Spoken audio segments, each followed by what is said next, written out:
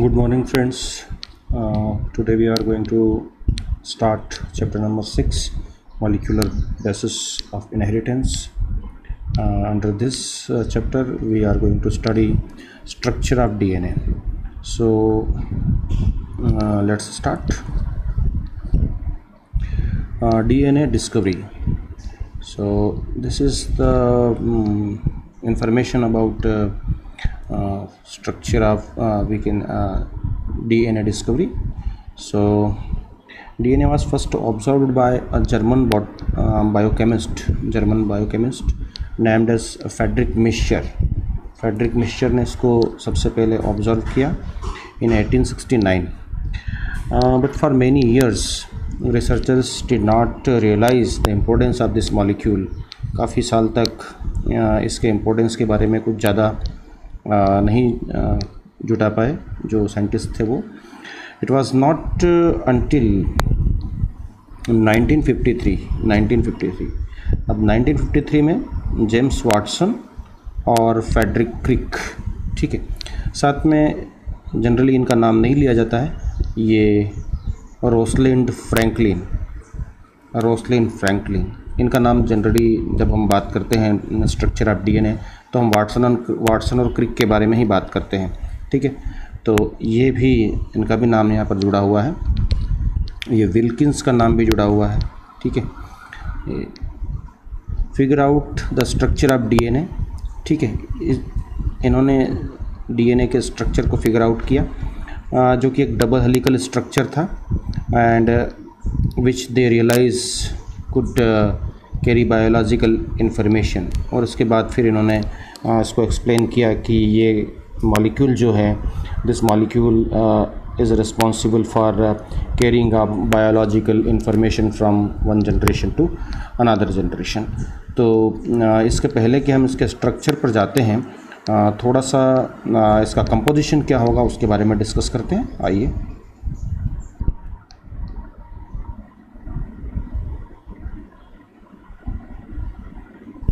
चलिए थोड़ी सी और इन्फॉर्मेशन ले लेते हैं इसके बारे में. डीएनए के बारे में ख़ास बात यह है कि DNA is a genetic material in most of the organisms except few viruses. कुछ वायरसेस को छोड़ दें तो सभी में ये एक जेनेटिक मटेरियल की तरह काम करता है. अब वो किसको छोड़ दें, कौन से वायरस, तो स्पेशली जो प्लांट वायरस होते हैं उनमें जेनेटिक मटेरियल डीएनए नहीं होता है ना. Most of the plant virus की बात कर रहा हूँ मैं. Most of the plant virus do not have genetic material as DNA. उनमें आरएनए जेनेटिक मटेरियल होता है. आप अभी इसके बाद वाले चैप्टर्स में पढ़ेंगे तो आपको एचआईवी वायरस के बारे में भी पढ़ने को मिलेगा. और उसका वो एक एनिमल वायरस है और एनिमल वायरस होने के बाद भी उसका जो जेनेटिक मटेरियल है वो आरएनए है, ठीक है. तो most of the animal viruses have genetic material as DNA, लेकिन यहाँ पर भी एक्सेप्शन है जिसमें एचआईवी वायरस है, उसके पास जेनेटिक मटेरियल आरएनए के फॉर्म में है. सभी most of the plant viruses जो होते हैं उनमें जेनेटिक मटेरियल आरएनए के फॉर्म में होता है, ठीक है. तो ये ख़ास बात. और इसके बाद जब आगे चले हम तो इट प्रेजेंट इन न्यूक्लियस, ये हमारे न्यूक्लियस में होगा. यूकैरियोट्स के बारे में हम बात करें तो ये उनके न्यूक्लियस में होगा. और अगर हम बात करें प्रोकैरियोट्स के बारे में तो प्रोकैरियोट्स के प्रोटोप्लाज्म में मिलेगा, क्योंकि प्रोकैरियोट में न्यूक्लियस नहीं होता है तो वहाँ पर न्यूक्लियोप्लाज्म और साइटोप्लाज्म दोनों मिक्स हो जाते हैं, तो इसलिए हम उसको प्रोटोप्लाज्म वर्ड यूज़ कर सकते हैं और प्रोटोप्लाज्म में वहाँ पर देखने को मिलेगा. दूसरी ख़ास बात ये कि ये जो डीएनए होता है ये यूकैरियोट्स में क्रोमोसोम के फॉर्म में देखने को मिलेगा आपको. जनरली क्रोमोसोम क्रोमेटिन के फॉर्म में होगा, ठीक है. डीएनए के फॉर्म में तो सिर्फ ये at the time of replication and transcription ये मिलेगा आपको, लेकिन नॉर्मली किसी सेल में रेस्टिंग सेल की बात करें हम तो वहाँ पर क्रोमोसोम क्रोमेटिन के फॉर्म में होता है, ठीक है. लेकिन हम जब प्रोकैरियोटिक डीएनए के बारे में बात करते हैं तो वहाँ पर डीएनए पैकेजिंग नहीं होती है और वो हमेशा डीएनए के फॉर्म में यानी कि सिंपल फॉर्म में ही होगा, क्रोमेटिड्स के फॉर्म में वहाँ पर नहीं होगा, ठीक है. ख़ास बात यह है कि जो यूकैरियोट्स होते हैं उनमें एक स्पेशल टाइप ऑफ प्रोटीन होता है that is called as histone protein होता है और उस हिस्टोन प्रोटीन की हेल्प से ही हिस्टोन प्रोटीन की हेल्प से ही ये डीएनए पैकेजिंग की प्रोसेस होती है और वो डीएनए क्रोमेटिन, फिर क्रोमेटिड्स और उसके बाद में क्रोमोसोम में कन्वर्ट हो पाता है। लेकिन जब हम प्रोकैरियोटिक डीएनए के बारे में बात करते हैं, प्रोकैरियोटिक सेल के बारे में बात करते हैं, तो due to lack of histone protein there DNA is unable to change into chromosome. DNA packaging की प्रोसेस नॉर्मली यहाँ पर नहीं होती है। ठीक है, इसके बाद हम बात करें also present in mitochondria and chloroplast. Mitochondria और क्लोरोप्लास्ट में भी आपको डीएनए देखने को मिलेगा। आइदर दे आर ये यूकैरियोटिक सेल के सेल ऑर्गेनेल होते हैं, लेकिन उसके बावजूद भी इनके अंदर जो होता है डीएनए होता है। क्यों होता है डीएनए? जब हम इवोल्यूशन ऑफ यूकैरियोटिक सेल के बारे में बात करेंगे, इवोल्यूशन के बारे में पढ़ेंगे, तो this mitochondria is originated from the bacteria. ये बैक्टीरिया से ओरिजिन हुआ है, इसका ओरिजिन हुआ है, एक नॉर्मल बैक्टीरिया से इसका ओरिजिन हुआ है, यानी कि एक पूरी बैक्टीरियल सेल का जैसा स्ट्रक्चर होता है इस माइटोकॉन्ड्रिया का। ठीक है, दैट इज़ वाई वो बैक्टीरिया में जिस तरीके का नेकेड डीएनए था, वैसा ही नेकेड डीएनए माइटोकॉन्ड्रिया में भी आपको देखने को मिलेगा। ठीक है, और क्लोरोप्लास्ट के बारे में हम बात करें तो क्लोरोप्लास्ट इज़ आल्सो ओरिजिनेटेड, ये दोनों ही जो बात कर रहा हूँ मैं एंडोसिम्बायोटिक थ्योरी के बारे में बात कर रहा हूँ। तो एंडोसिम्बायोटिक थ्योरी कहती है कि माइटोकॉन्ड्रिया का ओरिजिन एक नॉर्मल बैक्टीरिया से हुआ है और उसका स्ट्रक्चर, इस माइटोकॉन्ड्रिया का स्ट्रक्चर लगभग बैक्टीरिया के जैसा ही होता है। और ठीक उसी तरीके से क्लोरोप्लास्ट का जो ओरिजिन हुआ है वो एक साइनोबैक्टीरिया या blue green algae like organism से हुआ है और इसका भी पूरा के पूरा स्ट्रक्चर उस साइनोबैक्टीरिया के जैसा देखने को मिलेगा। और इन दोनों को हम semi autonomous compartment of the cell भी कहते हैं। ठीक है, क्योंकि इनके अपने खुद के डीएनए होते हैं, इसलिए मैक्सिमम प्रोटीन्स जो होते हैं वो ये खुद बना लेते हैं और थोड़े बहुत प्रोटीन्स ही ये न्यूक्लियस से, यानी कि प्रोटीन बनाने के लिए partly they are depends on nucleus. ठीक है, तो हम बात कर रहे हैं यहाँ पर कि डीएनए कहाँ आपको मिल सकता है। यूकैरियोटिक सेल में आपको कहाँ मिल सकता है? डेफिनेटली न्यूक्लियस के अंदर मिलेगा और यूकैरियोटिक सेल के अंदर ही ये सेल ऑर्गेनेल भी है, माइटोकॉन्ड्रिया और क्लोरोप्लास्ट। ठीक है, यानी कि हम प्लांट सेल के बारे में बात करें तो प्लांट सेल के न्यूक्लियस में मिलेगा, प्लांट सेल के माइटोकॉन्ड्रिया में मिलेगा और प्लांट सेल के क्लोरोप्लास्ट में भी मिलेगा। यदि हम एनिमल सेल के बारे में बात करें तो एनिमल सेल के न्यूक्लियस में मिलेगा और माइटोकॉन्ड्रिया में मिलेगा, वहाँ क्लोरोप्लास्ट नहीं होता है। ठीक है, प्लास्टिड नहीं होता है। ओके, तो इसी तरीके से जैसे हम प्रोकैरियोटिक सेल के बारे में बात कर रहे थे तो प्रोकैरियोटिक सेल में दो डीएनए देखने को मिलते हैं। जनरली मैं बैक्टीरियल सेल के बारे में बात करता हूँ, सारी बैक्टीरियल सेल में नहीं। जैसे कोई बैक्टीरियल सेल है, उस बैक्टीरियल सेल में अपना तो डीएनए, उसका मतलब एक नॉर्मल डीएनए हो, मेन क्रोमोसोम या मेन डीएनए जिसको अपन बोलते हैं वो तो होता ही है। एक एक्स्ट्रा डीएनए भी उसके पास में होता है, that is called as plasmid. ये बायोटेक्नोलॉजी वाले चैप्टर में हम पढ़ेंगे प्लाज्मिड। ठीक है, तो ऐसा बैक्टीरिया जिसमें प्लाज्मिड होता है उसको हम F+ के नाम से जानते हैं, फर्टिलिटी फैक्टर प्लस। और जो दूसरा बैक्टीरिया या some other bacteria do not have such plasmid, उनको हम F- के नाम से जानते हैं, उनको हम F- के जानते हैं। तो F+ टाइप के जो बैक्टीरिया होते हैं उनमें प्लाज्मिड होता है और F- टाइप के जो बैक्टीरिया होते हैं उनमें प्लाज्मिड नहीं होता है, यानी कि जो एक्स्ट्रा क्रोमोसोमल मटेरियल या एक्स्ट्रा जीनोम जो होता है वो इनमें नहीं होता है। लेकिन ये भी ध्यान रखिएगा आप, ये दोनों जो बैक्टीरिया होते हैं, this both type of bacteria will taking part in sex recombination, जिसको हम कॉन्जुगेशन के नाम से जानते हैं। कॉन्जुगेशन, ये कॉन्जुगेशन प्रोसेस के थ्रू एक दूसरे के साथ में जुड़ते हैं। The particular tube which joined this both of bacteria इस कॉन्जुगेशन ट्यूब, और इस कॉन्जुगेशन ट्यूब के थ्रू ये जो फर्टिलिटी फैक्टर जो होता है ये अपने डीएनए के एक स्ट्रैंड को F- में भेज देता है और अब मैं F- भी थोड़े समय में F+ हो जाता है। ठीक है, मैं ये इसलिए बात कर रहा हूँ क्योंकि यहाँ पर हम DNA as a genetic material पढ़ेंगे आगे, तो वहाँ पर ये चीज़ आपको काम आएगी। ठीक है, so this is some additional information about DNA.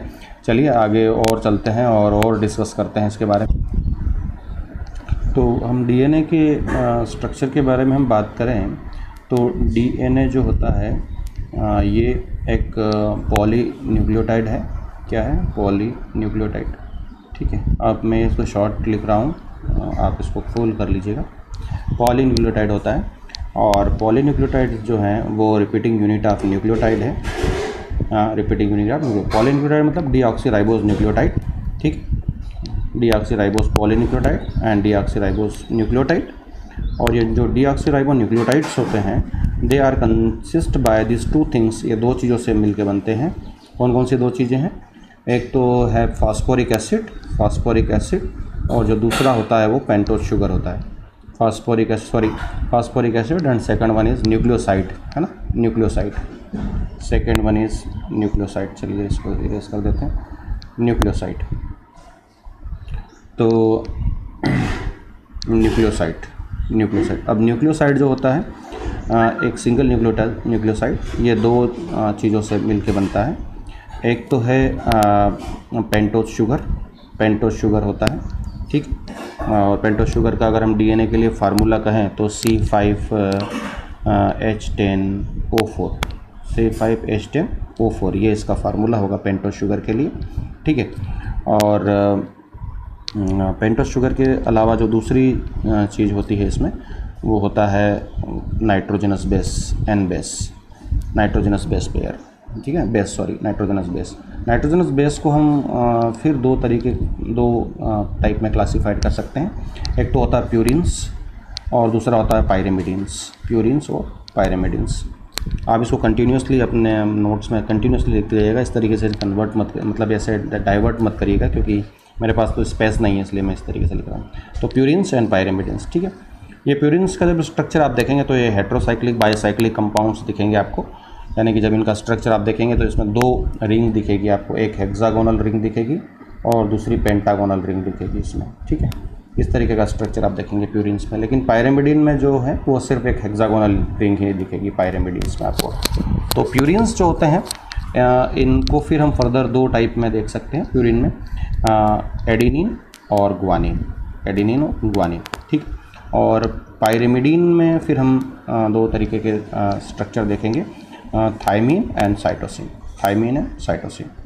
तो ये बेसिक कंपोजिशन हुआ डीएनए का, कि जो डीएनए होता है वो डीएनए पॉलीन्यूक्लियोटाइड्स, डीऑक्सीराइबोस पॉलीन्यूक्लियोटाइड का बना हुआ होता है। और जो डीऑक्सीराइबो पॉलीन्यूक्लियोटाइड्स होते हैं वो डीऑक्सीराइबोस न्यूक्लियोटाइड्स के पॉलीमर्स होते हैं, ठीक है। और डीऑक्सीराइबोस न्यूक्लियोटाइड्स होते हैं, उसको हम देखें तो this nucleotide is consist by a phosphoric acid H3PO4 phosphoric acid and nucleoside. जब हम न्यूक्लियोसाइड के बारे में बात करें तो single nucleoside is consist by this two thing, one is pentose sugar, ठीक है, जिसमें 5 कार्बन की शुगर है इसलिए पेंटोज शुगर, C5H10O4। ये डीऑक्सीराइबोस पेंटोज शुगर है। कौन सी पेंटोज शुगर है? डीऑक्सीराइबोस पेंटोज शुगर है, क्योंकि यहाँ पर C5 अगर ये होता तो ये O5 होता तो ये राइबोस पेंटोज शुगर हो जाती, लेकिन एक O कम है तो डीऑक्सीराइबोस पेंटोज शुगर है। और दूसरा क्या है? नाइट्रोजनस बेस है, ठीक है। नाइट्रोजनस बेस यानी कि nitrogen, these are the compound having nitrogen and basic in nature, alkalic nature के होते हैं, इसलिए इनको नाइट्रोजनस बेस कहते हैं, ठीक है। और इसमें फिर हम नाइट्रोजनस बेस को फर्दर दो पार्ट में क्लासिफाइड कर सकते हैं, प्यूरिन्स एंड पायरेमिडिन्स। प्यूरिन्स के बारे में हम बात करें तो हेट्रोसाइक्लिक बायोसाइक्लिक कंपाउंड होते हैं, यानी कि they are consist by 2 rings, one is hexagonal and second is pentagonal. तो heterocyclic biocyclic compound and they are further categorize as adenine and guanine on the basis of their functional groups. Functional group के बारे में हम देखेंगे तो इनकी ये skeletal body तो बिल्कुल ऐसी होगी, दोनों की एडिनिन और ग्वानिन दोनों की, एक हेक्सागोनल और एक पेंटागोनल रिंग मिलेगी आपको, लेकिन वो फंक्शनल ग्रुप यहाँ पर आपको डिफरेंट मिलेंगे, इसलिए एक को हम एडिनिन बोलेंगे, दूसरे को ग्वानिन बोलेंगे। इस तरीके से पायरेमिडिन के बारे में बात करें तो ये हेट्रोसाइक्लिक मोनोसाइक्लिक कंपाउंड होगा, ठीक है। हेट्रोसाइक्लिक इसलिए यूज़ कर रहे हैं कि यहाँ पर N और C दोनों होंगे यहाँ पर, आप जब देखेंगे इनके कॉर्नर्स पे, तो हेट्रो मतलब दो अलग अलग तरीके के एलिमेंट्स यहाँ पर इन्वॉल्व हैं, नाइट्रोजन एंड कार्बन बोथ, तो हेट्रोसाइक्लिक। और बायसाइक्लिक हम यूज़ कर रहे हैं प्यूरिन के लिए, और मोनोसाइक्लिक यूज़ कर रहे हैं हम किसके लिए? पायरेमिडिन्स के लिए, क्योंकि यहाँ पर सिर्फ एक हेक्सागोनल यूनिटी होगी।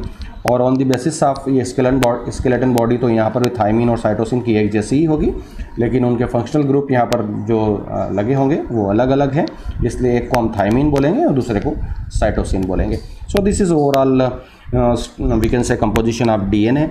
चलिए आइए इसके स्ट्रक्चर के बारे में पढ़ते हैं। तो यहाँ हम इसके स्ट्रक्चर को देख रहे हैं, और इसके जो वाटसन एंड क्रिक मॉडल है ये, this is the structure which was given by Watson and Crick, है ना, 3D स्ट्रक्चर ऑफ DNA, उन्होंने इस स्ट्रक्चर को दिया था और 1953 हमने बात भी की थी वहाँ पर कि 1953 में इन्होंने दिया था। They got Nobel prize also for this model, ठीक है। और सबसे बड़ी बात तो ये है कि शायद मैंने जो सुना है इसके बारे में कि उन्होंने अपने at the time of presentation during Nobel prize, जब जिस बात के लिए उनको नोबेल प्राइज़ मिला था, तो उसमें उन्होंने सिर्फ ये एक पेज के ऊपर ये स्ट्रक्चर बताया था और एक दो पेज के ऊपर उसके बारे में कुछ इन्फॉर्मेशन बताई थी, यानी कि उनकी जो ओवरऑल थीसिस थी वो 3-4 पेज की थी और उनको नोबेल प्राइज़ मिला था, ठीक है। तो मैंने ऐसा सुना है, मैंने कहीं ऐसा फैक्ट लिखा हुआ तो नहीं देखा, लेकिन मैंने मेरे गुरु से सुना है इस बात को, ठीक है। चलिए तो आगे बढ़ते हैं।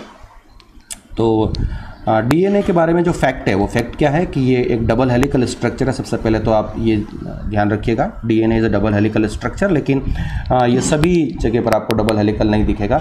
ये एक वायरस होता है 5-phase 174, 5-phase 174 is the virus having a single standard DNA, है ना, एक सिंगल हेलिकल स्ट्रक्चर होता है वहाँ पर, उसके पास में 2 हेलिक्स नहीं होती है, ठीक है। अब जब हेलिक्स के बारे में बात करें तो the orientation of this helix is from 3' to 5' and 5' to 3'। अब थोड़ा सा यहाँ कन्फ्यूज़न आपको होगा, 3' to 5', ये देखिए डायग्राम में दिख रहा है, दिस इज 3' और उसके ऊपर दिख रहा है 5', और and the orientation of the single यानी कि another strand is opposite to the first one, ये होगा 5' to 3'। तो अब यहाँ पर 3' और 5' का क्या मीनिंग है, हम जब इसका मॉलिक्यूलर स्ट्रक्चर देखेंगे तो वहाँ पर आपको समझ में आ जाएगा। फिलहाल सिर्फ ये देखिएगा कि 2 हेलिक्स होती है और 2 हेलिक्स जो होती है वो एक लैडर के जैसी होती है, ठीक है। आमने सामने 2 लकड़ियाँ आपको दिखाई देगी और ये दोनों आपस में बीच में हॉरिजॉन्टली जुड़ी भी होगी। तो हॉरिजॉन्टली जुड़ने के लिए क्या स्ट्रक्चर है, this C and T and A, जो अभी हम डिस्कस कर रहे थे यहाँ पर कि adenine, guanine, thymine, cytosine, so these are the base pair present in between this 2 helix, in 2 helix के बीच में ये बेस पेयर होंगे। और यहाँ पर भी आपको डेफिनेट बात दिख रही होगी कि जो बेस पेयर हैं वो जो एडेनिन है is always bind with thymine, ठीक है, बाय डबल बॉन्ड। अभी हम मॉलिक्यूलर स्ट्रक्चर में देखेंगे वहाँ पर डबल बॉन्ड बनता हुआ दिखाई देगा आपको। एडेनिन ऑलवेज बाइंड विथ, ये पॉइंट मैंने यहाँ पर ये जो 9-10 पॉइंट लिखे हैं इसमें ये नहीं लिखा है, तो 10वां पॉइंट आप इसको ऐड कर लीजिएगा कि जो है बेस पेयरिंग जब होती है तो adenine always bind with thymine and vice versa with double bond, ठीक है। और cytosine always bind with गुआनोसाइन with triple bond, vice versa था ना, साइटोसिन ग्वानिन के साथ में या ग्वानिन साइटोसिन के साथ में ट्रिपल बॉन्ड के साथ में जुड़ता है। तो ये 10वां और 11वां पॉइंट यहाँ पर आप कर लीजिएगा, ठीक है। और एक और अभी 12वां पॉइंट भी हम डिस्कस करेंगे। तो अब बात करते हैं हमने बात कर ली यहाँ पर कि डबल हेलिकल स्ट्रक्चर होता है और इसमें जो 2 हेलिक्स का ओरिएंटेशन होता है वो अपोजिट होता है, 1 3' to 5' एंड सेकंड 5' to 3', ठीक है। ये कॉइल्ड स्ट्रक्चर है। नॉर्मल स्ट्रक्चर आपको ऐसा दिखाई देगा, बट यहाँ पर इसमें कॉइलिंग हो जाती है और ये कॉइल्ड स्ट्रक्चर आपको देखने को मिलेगा। वैसे ये राइट हैंडेड कॉइल्ड स्ट्रक्चर, इसको हम BDNA के बारे में हम बात करें, DNA के भी अलग अलग स्ट्रक्चर दिए गए हैं। तो वाटसन एंड क्रिक ने जो मॉडल जो स्ट्रक्चर दिया था वो BDNA का था और वो एक राइट हैंडेड मॉडल है, राइट हैंडेड कॉइलिंग उसमें होती है, ठीक है। Each helix is made up of polynucleotides, ये यहाँ पर हम बात कर रहे हैं, जैसे यहाँ पर ये G लिखा हुआ है तो ये डीऑक्सीराइबोस गुआनोइक एसिड है। क्या है ये? Deoxyribose गुआनोइक acid. थाइमिन का मतलब डीऑक्सीराइबोस थाइमिडिलिक एसिड, ठीक है। तो ये these are the repeating nucleotides present in helix, और जब रिपीटिंग न्यूक्लियोटाइड्स होते हैं तो हम इसको क्या बोलेंगे? पॉलीन्यूक्लियोटाइड्स बोलेंगे, ठीक है। Distance between 2 helix is 2 nanometer, है ना। दोनों हेलिक्स के बीच का जो डिस्टेंस आपको दिखाई देगा इट इज़ अबाउट 2, मतलब ये 2 नैनोमीटर के आसपास होगा, 2 नैनोमीटर होगा, ठीक है। डायरेक्टली फैक्टली लिखा हुआ है, अबाउट तो वर्ड यूज़ करना भी नहीं चाहिए, 2 नैनोमीटर, ठीक है। और अब जब ये जो कॉइलिंग हो गई है, इसमें यहाँ पर कॉइलिंग हो गई है, तो कॉइलिंग होने से क्या हुआ है कि जो कॉइलिंग हुई है तो अब ये जो बेस पेयर्स थे, ये बेस पेयर इस कॉइल के अंदर आप देखेंगे तो each coil will have 10 base pair, बिल्कुल definite number of base pair present in a coil and these are the 10 base pairs, ठीक है। अब यहाँ पर the distance between 2 base pair, जो 2 बेस पेयर है, जैसे कि ये यहाँ और यहाँ आप देख रहे हैं, these are the 2 base pair, है ना। एक नीचे वाला एडेनिन थाइमिन और दूसरा जो है वो गुआनोसाइन साइटोसिन, तो इन दोनों के बीच का जो डिस्टेंस है वो 0.3 नैनोमीटर इनके बीच का डिस्टेंस है, ठीक है।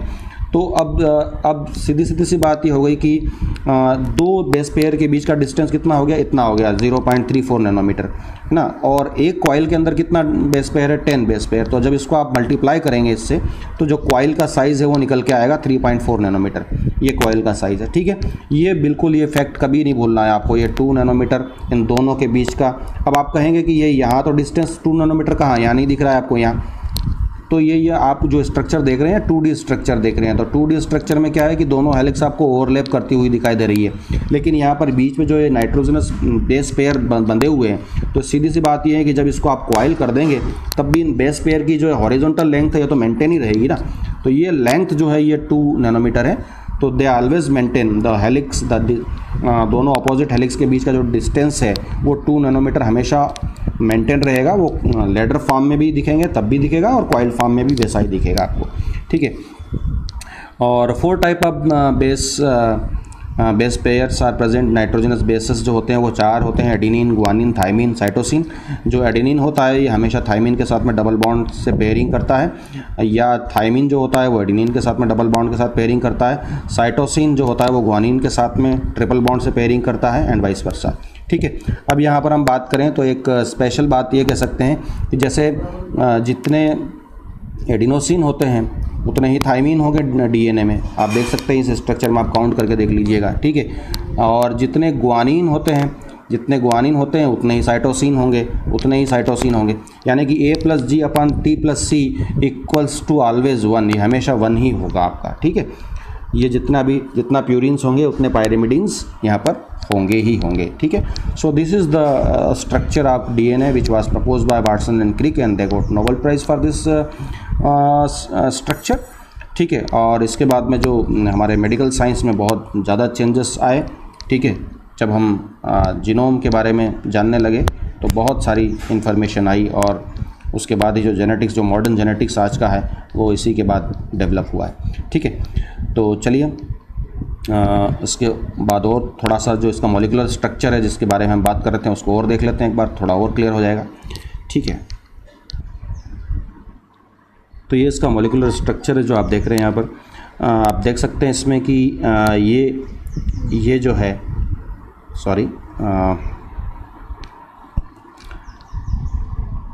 ये जो स्ट्रक्चर आप देख रहे हैं ये एक न्यूक्लियोटाइड है। आप इस न्यूक्लियोटाइड में आप देखें, आप गौर से देखिए, ये पेंटोज शुगर है हमारी, और इस पेंटोज शुगर का ये पहला कार्बन है, ये फर्स्ट कार्बन है, ठीक है। और इस फर्स्ट कार्बन के ऊपर ये हमारा नाइट्रोजनस बेस साइटोसिन, मान लीजिए साइटोसिन था, तो वो साइटोसिन यहाँ पर जुड़ गया, ठीक है, वो साइटोसिन जुड़ गया है। अब ये जो first carbon of pentose sugar and cytosine के बीच में जो बॉन्ड बना है, this is called as what, an glycosidic linkage. क्या बोलते हैं इसको, एन ग्लाइकोसिडिक लिंकेज। ये भी पॉइंट जोड़ लीजिएगा वहाँ पर डीएनए के स्ट्रक्चर में, ठीक है।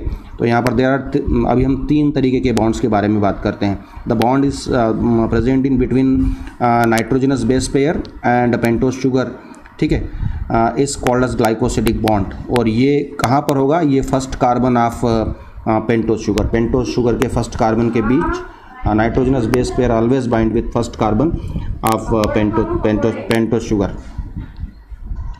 ठीक है। उसके बाद हम बात करें तो जैसे हमने बात कर रहे थे कि pentose sugar plus nitrogenous base, ये दोनों मिलके क्या बना देंगे, ये दोनों मिलके क्या बनाएंगे, न्यूक्लियोसाइड। ये न्यूक्लियोसाइड बन गया यहाँ पर, ठीक है। अब न्यूक्लियोसाइड जो है वो किसके साथ जुड़ जाए, this is the fifth carbon of we can say pentose sugar का 5वां कार्बन है, और इस 5वें कार्बन के ऊपर ये फास्फोरिक एसिड जुड़ गया यहाँ पर, ठीक है। तो अब ये N base plus pentose sugar plus phosphoric acid, तो now this is called as what, nucleotide. ये न्यूक्लियोटाइड हो गया। अब इसको आप ऐसा कह सकते हैं, अगर यहाँ से यहाँ तक इस स्ट्रक्चर को हम कहें तो क्या कहें, डीऑक्सीराइबोसाइटोसिन, ठीक है, deoxyribose cytosine, this is the what, nucleoside, ठीक है। इसी तरीके से अगला न्यूक्लियोटाइड है ना, ये न्यूक्लियोटाइड है। तो ये न्यूक्लियोटाइड, इसके बाद में फिर रिपीटिंग न्यूक्लियोटाइड, अगला न्यूक्लियोटाइड जुड़ जाएगा। तो अगला न्यूक्लियोटाइड जुड़ने के लिए सेम ऐसा न्यूक्लियोटाइड बन जाएगा, मान लिया जाए ये एडेनिन है ना, तो ये डीऑक्सीराइबोज एडेनोइक एसिड हो जाएगा, ये यहाँ से यहाँ तक डीऑक्सीराइबोज एडेनोइक एसिड हो जाएगा। और ये जो पहला जो हमारा न्यूक्लियोटाइड था उसके 5th कार्बन पे जो फास्फोरिक एसिड है, और जो दूसरा जो दूसरा हमारा न्यूक्लियोटाइड है उसके थर्ड कार्बन पर हाइड्रोक्सिल ग्रुप है। इन दोनों के बीच में यहाँ पर जब ये जुड़ते हैं तो H2O रिमूव हो जाता है, H2O रिमूव हो जाता है और ये बॉन्ड बन जाता है। That is called as what, poly nucleotide bond या फास्फोडाइस्टर बॉन्ड, इसको हम कह सकते हैं। तो अभी जो पहला बॉन्ड हमने देखा था वो कहाँ था, साइड एक नाइट्रोजनस बेस पेयर और पेंटोस शुगर के बीच में। First carbon of pentose sugar and nitrogenous base pair, यहाँ पर भी H2O रिलीज होता है। ठीक है, यहाँ पर भी एक H2O रिलीज होगा और बॉन्ड का फॉर्मेशन हो जाएगा, एन ग्लाइकोसिडिक बॉन्ड होगा। अब दो न्यूक्लियोटाइड के बीच में, एक ही हेलिक्स के दो न्यूक्लियोटाइड के बीच में जो बॉन्ड बनता है, this is called as what, polynucleotide bond और फास्फोडाइस्टर बॉन्ड। ठीक है, in which phosphoric acid of lowest, जो नीचे वाला जो न्यूक्लियोटाइड है उसका फास्फोरिक एसिड यानी कि फिफ्थ कार्बन, और जो इसके ऊपर वाला जो न्यूक्लियोटाइड है उसके थर्ड कार्बन का हाइड्रोक्सिल ग्रुप आपस में इन्वॉल्व होंगे, H2O रिलीज होगा और बॉन्ड का फॉर्मेशन हो जाएगा। ठीक है, अब इस तरीके से ये रिपीटिंग यूनिट बनती जाएगी। अब फिर अगला न्यूक्लियोटाइड आएगा, वो फिर इसके सबसे ऊपर टर्मिनल जो न्यूक्लियोटाइड है उसके फिफ्थ कार्बन से अपने थर्ड कार्बन को जोड़ देगा और इस तरीके से ये रिपीटिंग यूनिट यहाँ पर लगातार बनती जाएगी। तो हमने अभी तक दो बॉन्ड के बारे में देख लिया, this is what glycosidic bond, glycosidic linkage, और यहाँ पर ये जो अगला था ये फास्फोडाइस्टर बॉन्ड या पॉलीन्यूक्लियोटाइड बॉन्ड बन गया। ठीक है, सो अब इसको हमने यहाँ पर ये जो हमारा एंड है दिस इज व्हाट 3' एंड, और ये जो एंड है ये 5' एंड है। क्यों ऐसा बोल रहे हैं, क्योंकि 3' एंड का मतलब ये कि यहाँ पर जो थर्ड कार्बन है इट इज़ फ्री, है ना, ये थर्ड कार्बन है जो कि फ्री है किसी OH ग्रुप को लेकर जो नए न्यूक्लियोटाइड को कि फास्फोरिक एसिड से, ये देख रहे हैं फास्फोरिक एसिड से बॉन्ड करेगा। ठीक है, हालांकि अगर हम ये सबसे लोवेस्ट न्यूक्लियोटाइड है, अगर ये सबसे लोवेस्ट न्यूक्लियोटाइड है तो यहाँ फास्फोरिक एसिड ना लिखें, सिर्फ OH लिख दीजिए आप यहाँ पर। ठीक है, और सबसे ऊपर वाले को H3PO4 लिखना जरूरी है क्योंकि ये इसका फिफ्थ कार्बन है और फिफ्थ कार्बन के ऊपर H3PO4 फास्फोरिक एसिड यहाँ पर होता ही है। तो यहाँ पर फिफ्थ कार्बन फ्री है इसलिए 5' और यहाँ पर 3 कार्बन फ्री है इसलिए यहाँ पर 3'। तो this is the orientation of first helix from 3' to 5'। लेकिन जो दूसरी हेलिक्स आ रही है, वो कैसे आ रही है, दूसरी हेलिक्स आ रही है वो ऑपोजिट है। ठीक है, तो यहाँ हम देखेंगे कि this is the third carbon, ये जो आप देख रहे हैं this is the third carbon of nucleotide, यहाँ पर OH फ्री ग्रुप देखने को मिलेगा। और ये जो टर्मिनल, जो लोवेस्ट टर्मिनल यहाँ पर आ रहा है नीचे, यहाँ पर फास्फोरिक एसिड देखने को मिलेगा। तो ये यहाँ पर 3' हो गया और ये यहाँ पर 5' हो गया। तो जिस तरीके से हम यहाँ पर देख रहे थे, ये 3', ये 5'। ठीक है, so this is the opposite orientation of this both of helix. अब यहाँ पर क्या हुआ, third type of bond is formed in between this. यहाँ पर आप देख रहे हैं ये एक हेलिक्स है, ठीक है, और ये दूसरी हेलिक्स है। ठीक है, अब इन दोनों हेलिक्स के बीच में मैंने आपको कहा था कि जो ऑपोजिट, जो कॉम्प्लीमेंट्री बेस पेयर होते हैं, साइटोसिन का कॉम्प्लीमेंट्री क्या होता है, ग्वानोसाइन। तो cytosine always bind with guanosine by this triple bond. देख रहे हैं आप, ये 3 ट्रिपल बॉन्ड देखने को मिलेंगे आपको यहाँ पर, ये 3 ट्रिपल बॉन्ड है, these are the 3 triple bonds. ठीक, तो ये ट्रिपल बॉन्ड का फॉर्मेशन हो गया। इसी तरीके से adenine always bind with thymine and vice versa by double bond, ये डबल बॉन्ड देखने को मिल रहे हैं। तो overall these are the 3 different type of bonds are present in structure of DNA. First one is the N-glycosidic linkage is present in between, is formed in between the N-base pair and the first carbon of pentose sugar. The second one is the phosphodiester bond or polynucleotide bond, always present in between the 2 nucleotides of the same chain. And hydrogen bonds, they are always present in between, they are formed between the complementary base pair of 2 different helix. ठीक है, उनके बीच में bond का formation होगा। इसी का simplest form ये एक और स्ट्रक्चर यहाँ पर दिया हुआ है, ये स्ट्रक्चर यहाँ पर दिया हुआ है जो आपकी क्या कहना चाहिए NCERT टेक्स्ट बुक में भी देखने को मिलेगा आपको। This structure is from this. तो आपको ये DNA का स्ट्रक्चर बहुत अच्छे से समझ में आ गया होगा। और इसके नीचे बहुत ज़्यादा क्वेश्चंस तो अब मैं मतलब बहुत ज़्यादा क्वेश्चन नहीं बनेगा, सिंगल छोटा सा टॉपिक हमने डिस्कस किया है। तो मैं जितने भी क्वेश्चंस आपको देता हूँ आप उनको सॉल्व करिएगा, अपने नोटबुक में इसको मेंटेन करिएगा। ठीक है, मैंने यहाँ पर प्रिंटेड मटेरियल बहुत कम आपको शो किया है, तो वीडियो को पॉज करते जाइएगा और बातों को नोट करते जाइएगा। ठीक है, तो इस वीडियो में इतना ही। इसके बाद हम डिस्कस करेंगे नेक्स्ट वीडियो में सर्च ऑफ जेनेटिक मटेरियल। वैसे मैंने कुछ वीडियो अपलोड किए थे, वो आपको अच्छे से नहीं दिख रहे हैं, तो मैं वापस से वीडियोस को बना रहा हूँ और अब फ्रेश वीडियो आपके सामने आएंगे। ठीक है, तो चलिए इस वीडियो में इतना ही। नेक्स्ट वीडियो में मिलते हैं सर्च ऑफ जेनेटिक मटेरियल के साथ। बहुत बहुत धन्यवाद।